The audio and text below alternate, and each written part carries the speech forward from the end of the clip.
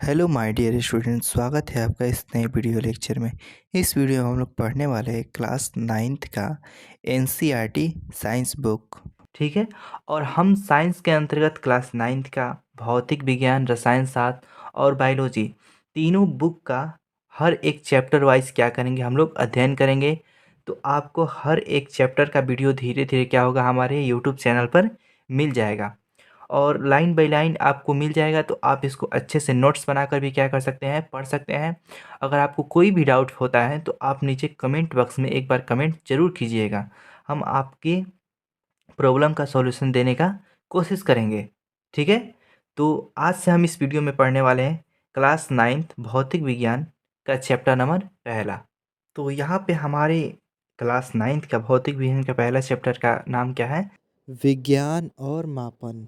तो इसके बारे में हम एक एक चीज़ क्या करेंगे, इसमें अध्ययन करेंगे। तो हम जानेंगे कि विज्ञान किसे कहते हैं। ठीक है। तो देखिए, सावधानी पूर्वक और क्रमबद्ध तरीके से किए गए प्रयोग तथा प्रेक्षणों के फलस्वरूप प्राप्त ज्ञान को क्या कहा जाता है? विज्ञान कहा जाता है। अगर आपसे कोई भी विज्ञान का परिभाषा पूछे तो आप इसको क्या कर सकते हैं, बता सकते हैं। ठीक है। सावधानी पूर्वक यानी कि हम विज्ञान में किसी भी काम को या किसी भी प्रयोग को करते हैं तो हम सावधानी से एक एक चीज़ों को देखकर उसको क्या करते हैं, अच्छे से करते हैं। क्योंकि विज्ञान में क्या होता है, अगर हम किसी चीज़ का प्रयोग कर रहे हैं तो हमें किसी चीज़ का विस्फोट होने का या कोई चीज़ रिएक्शन करने का डर बना रहता है। तो इसलिए उसको सावधानीपूर्वक क्या करना पड़ता है, देख-देख कर एक-एक कार्य को करना पड़ता है। और क्रमबद्ध यानी कि एक के बाद एक तरीके से कार्य को करना पड़ता है विज्ञान में। ये नहीं कि 1 नंबर कुछ और करें और क्या है 7 नंबर करें, तो ऐसा नहीं किया जाता है। 1 के बाद 2, 2 के बाद 3 यानी क्रमबद्ध तरीके से क्या किया जाता है, उसमें किसी प्रयोग को क्या किया जाता है, दर्शाया जाता है। ठीक है।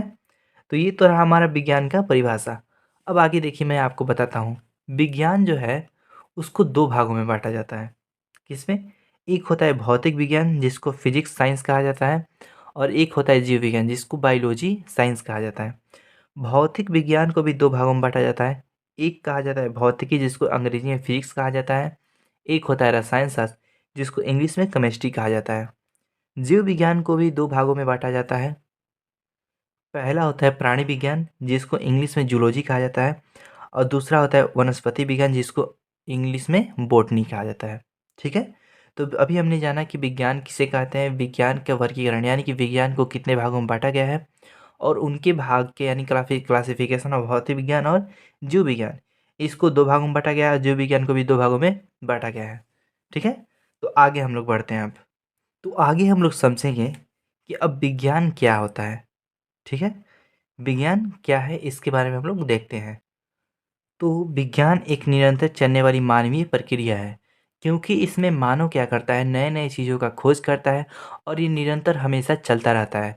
क्योंकि आज हम लोग का निरंतर प्रक्रिया चलने का ही कारण है कि आज टेक्नोलॉजी जो है हमारा विज्ञान साइंस में वो कितना आगे आ गया है। ठीक है। तो वही यहाँ पर बोल रहा है कि विज्ञान क्या है, निरंतर चलने वाली मानवीय प्रक्रिया है। ठीक है। अगला है कि विज्ञानी के कार्य करने का तरीका। मैं जितना भी आपको टॉपिक पढ़ा रहा हूँ, एक एक टॉपिक को आप लोग क्या करें, अच्छे से याद करते चलें। और जो ये विज्ञानी के कार्य करने का तरीका है, आपसे 2 नंबर और 5 नंबर मार्क्स में पूछ लेता है, क्योंकि ये बहुत ही क्या होता है, इम्पोर्टेंट होता है। तो आइए इसको एक एक करके हम लोग क्या करते हैं, समझने का कोशिश करते हैं। पहला है हमारा कि जो वैज्ञानिक होते हैं वो सबसे पहले वे किसी घटना का सावधानीपूर्वक क्या करते हैं, जांच करते हैं। अगर मान लीजिए हमारी पृथ्वी पे या कहीं पर वायुमंडल में कहीं पर भी कोई चीज़ विज्ञानी को दिखता है तो सबसे पहले उसका सावधानीपूर्वक क्या करते हैं, वो अध्ययन करते हैं। उसके बाद उसके बाद वे संभावित कारणों का अनुमान लगाते हैं कि घटना कैसे हुई होगी या घटना का घटित होने का कारण क्या है। तो सबसे पहले क्या करते हैं, सबसे पहले किसी घटना की सावधानीपूर्वक जांच करते हैं। उसके बाद संभावित कारणों का क्या करते हैं, वैज्ञानिक अनुमान लगाते हैं। फिर प्रयोग तथा परीक्षण द्वारा घटना की जांच करते हैं। अब वैज्ञानिक क्या करते हैं, जब उनको घटना के बारे में संभावित कारणों का अनुमान लगा लेते हैं कि घटना क्या हुई होगी, जैसे मान लीजिए कोई उल्का पिंड धरती पर आया है टूटकर उसका भाग, तो उन्होंने अनुमान लगाया कि ये उल्का पिंड क्या हुआ, टकराने से किसी दूसरे उल्का पिंड से नीचे धरती पे टूट के इसका छोटा सा टुकड़ा आया है। तो उसका अब क्या करेंगे, वो लैब में ले जाकर उसको प्रयोग तथा परीक्षण के द्वारा क्या करेंगे, घटना की जांच करेंगे। फिर 4 नंबर देखते हैं हम लोग। वे जांच के आधार पर निष्कर्ष निकालते हैं। अब उनकी जब जांच पूरी हो जाती है तो क्या करते हैं वैज्ञानिक, निष्कर्ष निकालते हैं कि घटना जो है इस प्रकार से घटित हुई होगी, ठीक है। और निष्कर्ष निकालने के बाद वो क्या करते हैं, समय आने पर वे अपने निष्कर्ष में परिवर्तन भी ला सकते हैं। अगर मान लीजिए किसी घटना के बारे में वैज्ञानिकों का मत कुछ और है, ठीक है, और कुछ समय बाद किसी दूसरे वैज्ञानिक या किसी कारणवश उस मत को बदलना पड़े, तो वो भी वैज्ञानिक क्या कर सकते हैं, समय आने पर अपने निष्कर्ष में परिवर्तन ला सकते हैं। तो ये रहा हमारा एक छोटा सा सबसे महत्वपूर्ण टॉपिक। तो टॉपिक था हमारा वैज्ञानिक के कार्य करने का तरीका। तो कोई वैज्ञानिक होता है, अगर उसका कार्य करने का तरीका होता है तो वो इन स्टेप को क्या करता है, फॉलो करता है। सबसे पहले सावधानीपूर्वक घटना की जांच करता है, उसके बाद संभावित कारण का क्या लगाता है, अनुमान लगाता है। फिर प्रयोग और प्रेक्षण द्वारा घटना की क्या करता है, जांच करता है, और जांच के आधार पर निष्कर्ष निकालता है कि घटना इस प्रकार से हुई होगी। समय आने पर वो अपने निष्कर्ष में क्या कर सकता है, परिवर्तन भी ला सकता है। अब आगे हम लोग देखते हैं। देखिए, ये प्रश्न हमेशा क्या होता है, स्टूडेंट के दिमाग में चलता रहता है कि एक वैज्ञानिक किस प्रकार से किसी चीज़ का अवलोकन कर लेते हैं और वही चीज़ का हम क्यों नहीं सोच पाते हैं। अगर मान लीजिए न्यूटन ने गुरुत्वाकर्षण की खोज की थी, तो उन्होंने एक सेब के गिरने पर उसका अवलोकन किया कि सेब नीचे ही क्यों गिरा। उन्होंने ये बात को सोचा, लेकिन साधारण व्यक्ति क्यों नहीं सोच पाता है, तो आइए समझते हैं। देखिए, वैज्ञानिक एक असाधारण व्यक्ति होते हैं, इसलिए उनका कार्य करने का तरीका भी असाधारण होता है। यानी कि वो जो नॉर्मल मानव होते हैं, जो नॉर्मल पीपल होते हैं, उनसे सोचने का तरीका जो होता है वो वैज्ञानिक का क्या होता है, सबसे अलग होता है, हटकर। जो साधारण मानव नहीं सोच पाते हैं, वो वैज्ञानिक कुछ पल में क्या कर लेते हैं, सोच लेते हैं। इसलिए उनको असाधारण व्यक्ति भी कहा जाता है। किसको, विज्ञानी को। अब देखते हैं हम लोग आगे क्या है। आगे हमारा है कि अल्बर्ट आइंस्टाइन के अनुसार, अल्बर्ट आइंस्टाइन क्या थे, एक वैज्ञानिक थे। उनके अनुसार जो विद्यालय में शिक्षकों द्वारा पढ़ाया जाता है वह किसी अनवरत परिश्रम का परिणाम है। यानी कि मान लीजिए विद्यालय में आपके कोई शिक्षक किसी चीज़ को पढ़ा रहे हैं, तो उसके पीछे बहुत ही मेहनत छुपा हुआ है, बहुत लोगों का क्या हुआ है, मेहनत छुपा हुआ है। उन्होंने बहुत उस चीज़ पर क्या किया, रिसर्च किया है, और रिसर्च करने के बाद उसको पुस्तक में लिखा गया है। और उसको क्या करते हैं, अगर शिक्षक आपको पढ़ाते हैं तो वो सिर्फ पढ़ाने का कार्य करते हैं, लेकिन उसके पीछे जितना मेहनत छुपा रहता है वही रियल मेहनत होता है। जैसे देखिए, विद्यालय में शिक्षकों द्वारा क्या किया जाता है, पढ़ाया जाता है, वो किसी के अनवरत परिश्रम यानी कि लगातार परिश्रम करने का क्या होता है, परिणाम होता है। और वह और अतः उन बातों को हमें निष्ठापूर्वक ग्रहण करना चाहिए तथा उसमें वृद्धि और विकास कर अपने आने वाली पीढ़ियों के लिए छोड़कर चले जाना चाहिए। यानी कि बोल रहा है कि अल्बर्ट आइंस्टाइन ने कहा था कि जो विद्यालय में हमको शिक्षकों द्वारा पढ़ाया जाता है उसको हमको ग्रहण करना चाहिए, एक एक बातों को समझना चाहिए, और पढ़ने के बाद अपने आने वाली पीढ़ी के लिए उसको छोड़कर चले जाना चाहिए, ठीक है। विकास और अपनी वृद्धि करके क्या करना चाहिए, उसको उसमें जो आपको पढ़ाई होता है उसको पढ़िए, उसके अनुसार जो आपके देश के लिए, आप अपने शिक्षकों के लिए जो भी मान सम्मान के लिए, माता पिता के मान सम्मान के लिए कर सकते हैं उसको करना चाहिए। और करने के बाद उसको अपने आने वाली पीढ़ी के लिए छोड़कर चले जाना चाहिए। ये क्या होता है, ये रीत होता है। तो अल्बर्ट आइंस्टाइन ने यही कहा था, ठीक। आगे हम लोग देखते हैं। तो विज्ञान मापन पर आधारित है, और मापन के लिए दो बातों का होना क्या होता है, आवश्यक होता है। जो हमारा विज्ञान होता है, मापन, मापन मतलब मापने वाला, ठीक है।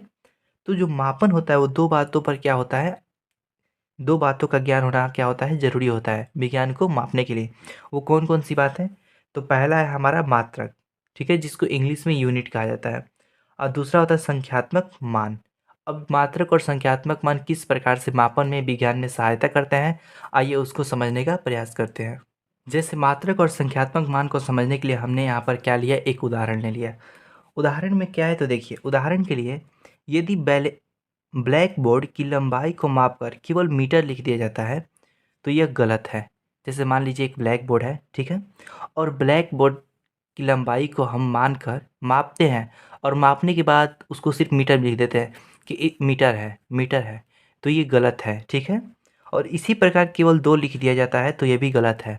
अगर मान लीजिए किसी बोर्ड की लंबाई हम 2 मीटर मापते हैं, लेकिन मीटर ना लिखकर सिर्फ हम क्या लिखते हैं, 2 लिखते हैं, तो इससे हमें ये पता नहीं लग सकता है कि जो बोर्ड की लंबाई है तो 2 सेंटीमीटर में है, कि 2 इंच में है, कि 2 मीटर में है, किस चीज़ में है, इस चीज़ की जानकारी हमको नहीं हो पाती है।